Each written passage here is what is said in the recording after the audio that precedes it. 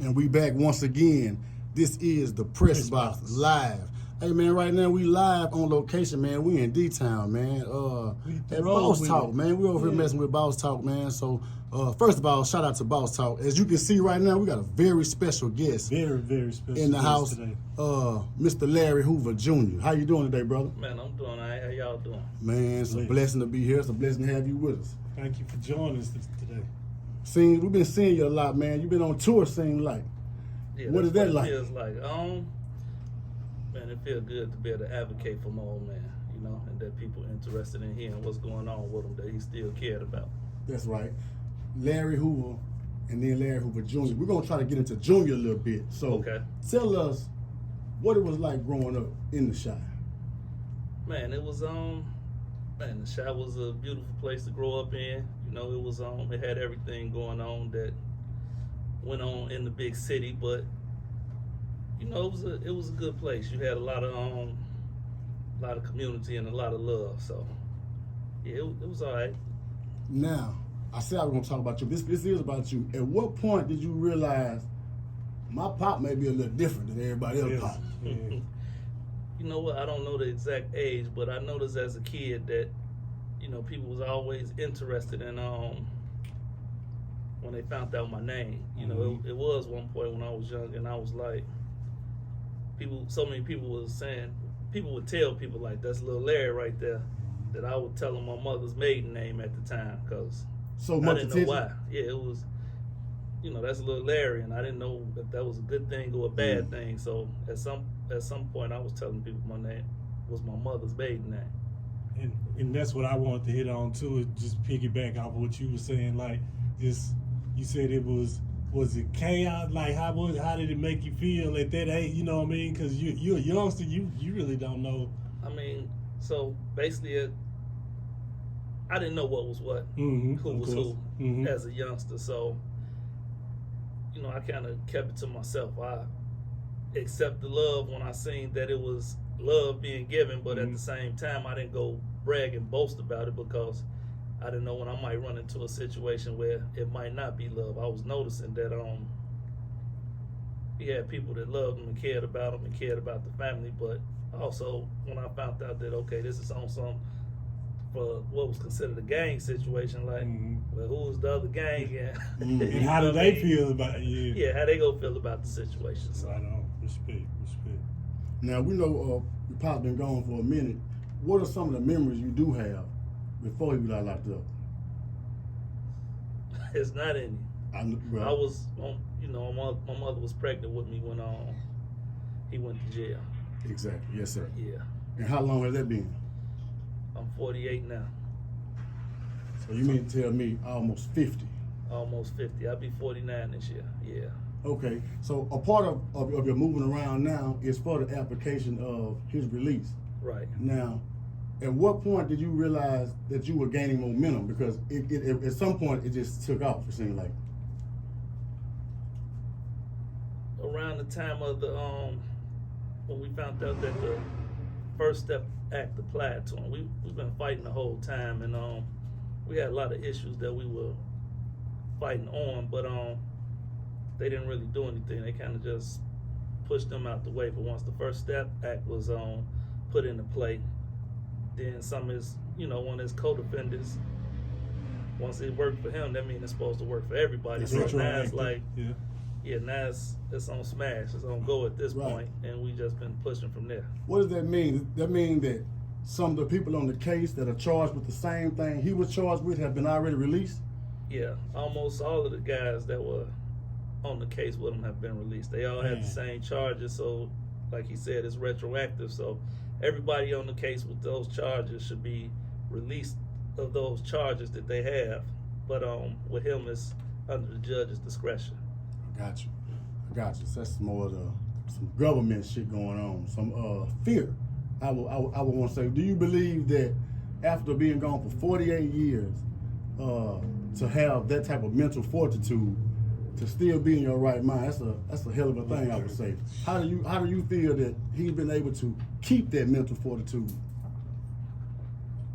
Well, what helps him is the fact that you know, by the grace of God, we've been able to visit him as much as possible, and then he tries to keep his brain active with, you know, reading, and he sees the news and what have you. He just tries to stay in contact with the world the best he can with the opportunities that he has. And with like most of my questions, I'll be picking back off Jay. How did the visitation go?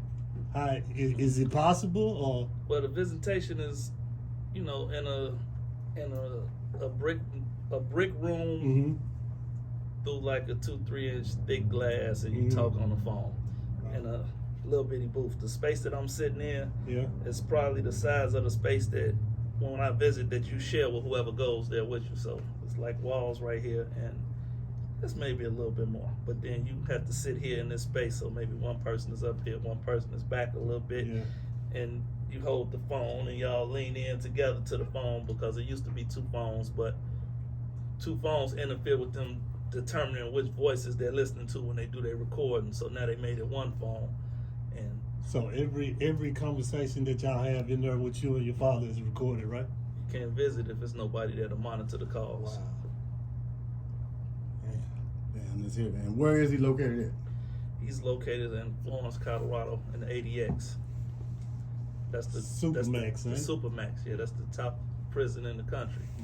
Oh, man, Man, we got all kind of stories about just, you know, going through the federal system myself, and then just hearing about the ADX. They like, you got to drive through the ground, or the ground open up. And well, you don't have to drive through the ground. Well, they probably drive through the ground when they take them in through the back. But when we come, we drive. It's like you driving up the mountain, in the mountain when you get there. Yeah. But then when you go into the facility, you start going down.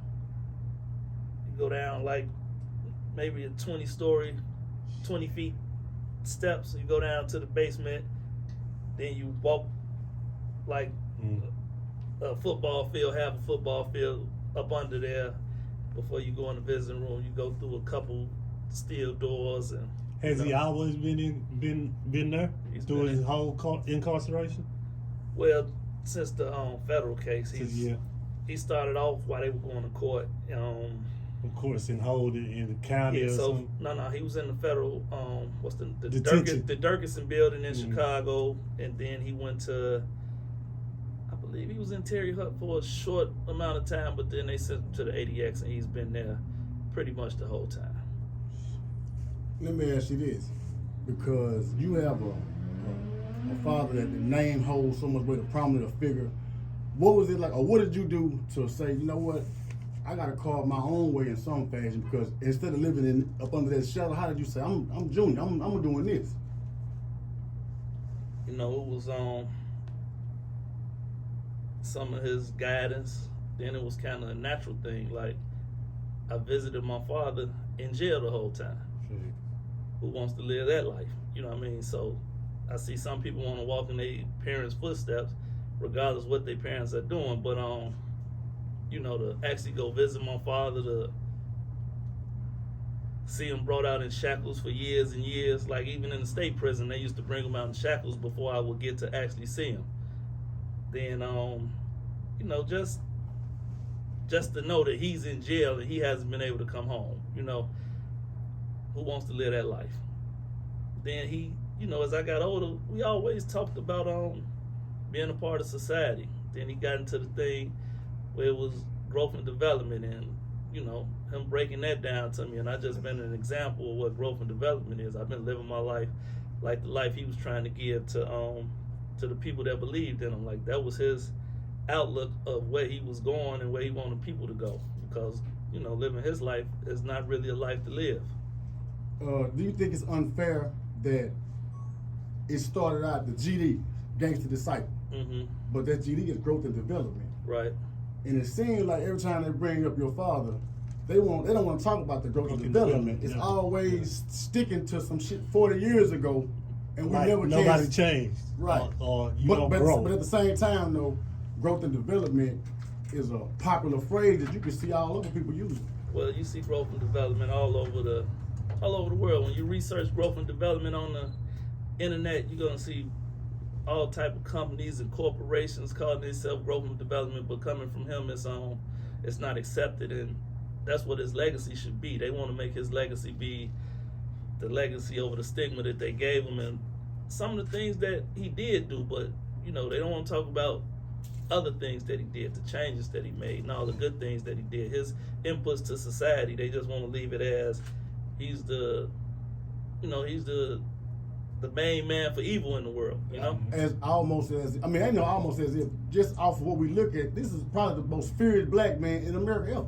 Just off of how they treat him once they got him behind their system.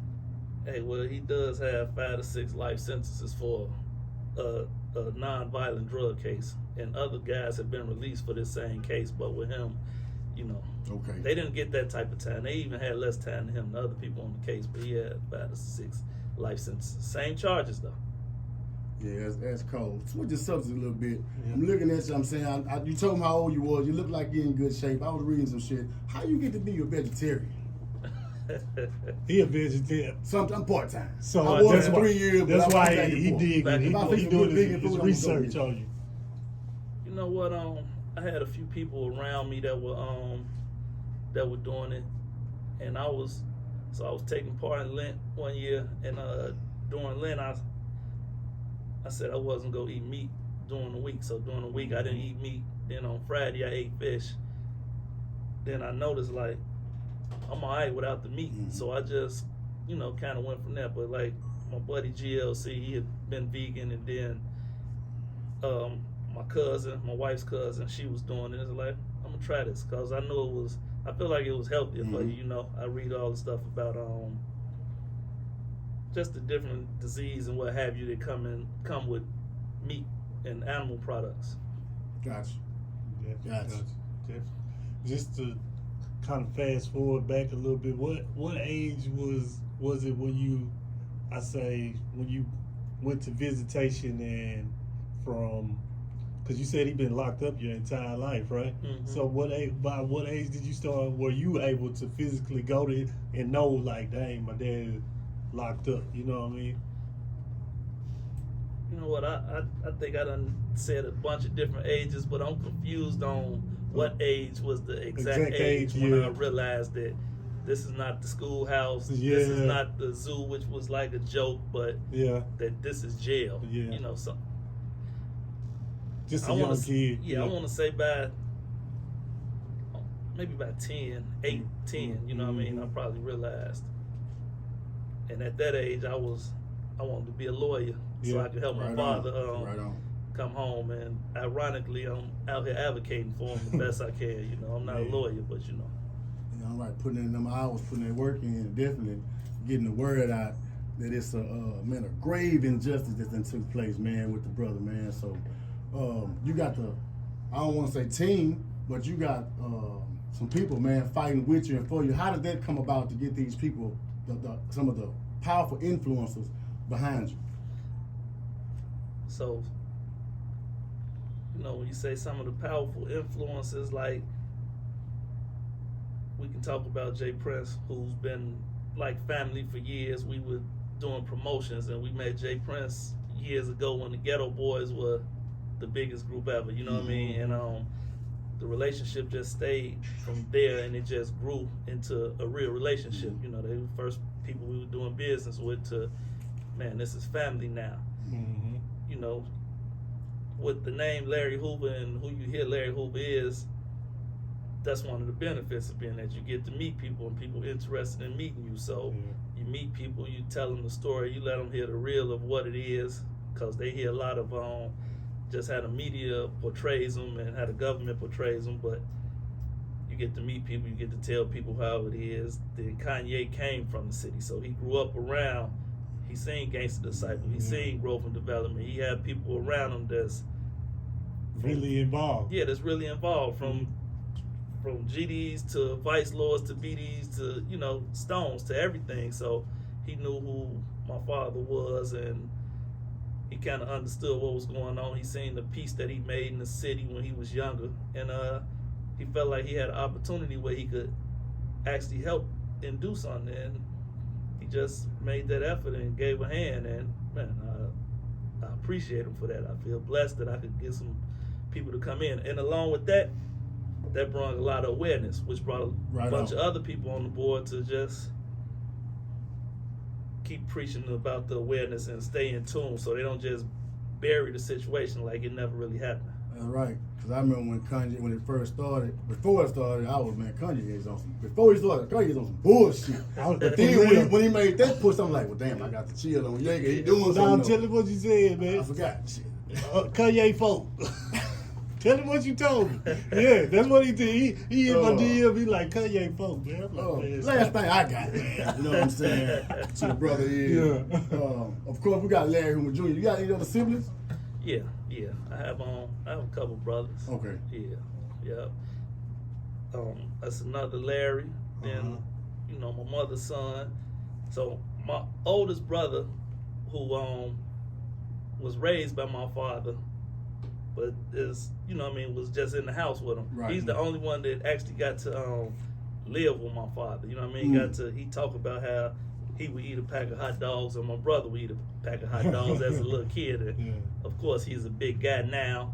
And then the middle brother, you know what I mean? He's I think he got to be with him when he was a kid, but he was still real little. But yeah, I definitely have a couple brothers. And I asked that because of the power and influence of your father. And these people know about genetics, so they know what's in him is gonna be in them seeds. So I could just imagine how you got to move and how everybody had to move, knowing that you might have a target by the most wicked system we got, which is the government.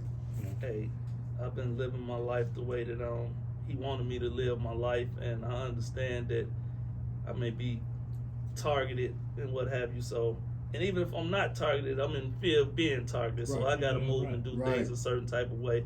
Plus, what people don't understand, they look for the criminal side of things. People don't understand that my father's main goal was to make sure that crime wouldn't have to be a way to succeed in life. You know what I mean? And if it was some crime involved, that was used to be a stepping stone to make it to something else. And a lot of people stuck on the part where, well, it was a criminal organization.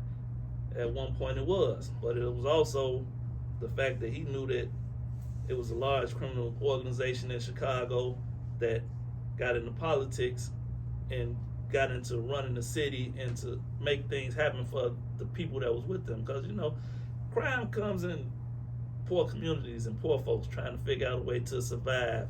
And those guys back in that day, gains come from protecting yourself from the white folks that used to come in the community. I mean, it grew into other things, but at the same time, his outlook was never to just be a criminal. He was trying to figure out how to do business and find his way out of that. They didn't allow for that to happen. I would put this out there. It was a black criminal organization, because this whole thing was set up over criminal organizations. But again, they never let that stigma go from the gangster shit to growth and development. Right. So, you got any other questions for the brother? Yeah, I just had one. It was, they showed they come on Vice, and they have the shows. How do you feel about that? The show, the one that they got out about The about one that just came out? Yeah, I just watched it too. And I feel like I didn't watch it. I didn't want to see it. Yeah. Just the name of it was like something I didn't want to see. They asked me to be a part of it, and with a name like what it was from the beginning, I didn't want to be a part of it. They keep painting that picture. Yeah. That's how I feel about it. They keep painting that negative picture, and that's why I have to go out here and try to, show the other side. It's two sides to everything, and then everything that they do is not true. What they say is not true. It's because always they're making a storyline. Yeah, I definitely. It's always just negative. It's about Larry Hoover, the leader of the Gangster Disciples, the criminal. They do not want to let his input to society be that he changed a lot of people's lives, that he got these young men that believed in them and was telling them, hey, you got to do this if you don't want to live the life that I'm living. If you go back to the Ghetto Boys album 20 plus years ago, he said it then. He the one that started having people rock the vote before P. Diddy and all them did it. He knew what it was for us to get him to be a part of society, come together with the numbers, and then we can make some changes. That's right. Well, man, we so glad you came through, man. Stop and chopped us with for a minute. Free Larry Hoover. Free Larry Hoover. Free my man. father. Free Larry Hoover. Yes, sir. And man, I am Barlene. It's your boy CA. This has been another Pressbox exclusive. One more yeah. shout out, man, to Trill Talk, No Pill Talk, and Boss Talk, Talk man. This is 101. Pressbox. We out of here. We out of here. Thank you. All right. Thanks for having me. Yes, sir.